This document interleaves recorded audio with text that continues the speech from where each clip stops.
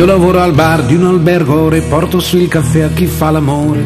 Vanno su e giù sempre coppie uguali, non le vedo più neanche con gli occhiali. Ma sono rimasto lì come un cretino, vedendo arrivare quei due un mattino, puliti, educati, sembravano finti. Sembravano proprio due santi dipinti. M'han chiesto una stanza, io gli ho fatto vedere la meno schifosa, la numero 3. E ho messo nel letto i lenzuoli puliti e come San Pietro le ho dato le chiavi, le ho dato le chiavi di quel paradiso, chiudendo la porta sul loro sorriso. Io lavoro al bar di un albergo, reporta su il caffè a chi fa l'amore.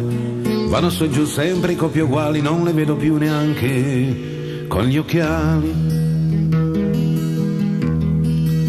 Ma sono rimasto lì come un cretino, aprendo la porta, quel grigio mattino se n'erano andati in silenzio perfetto, lasciando soltanto due corpi sul letto. Lo so, io non c'entro, però non è giusto morire a 20 anni e poi proprio qui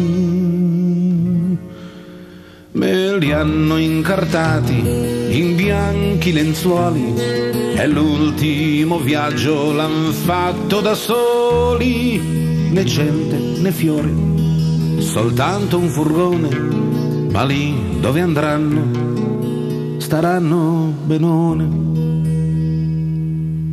Io lavoro al bar di un albergo, porto su il caffè a chi fa l'amore. Io sarò un cretino, chissà perché non darà nessuno la numero 3. Na na na na na na na na na na na na na.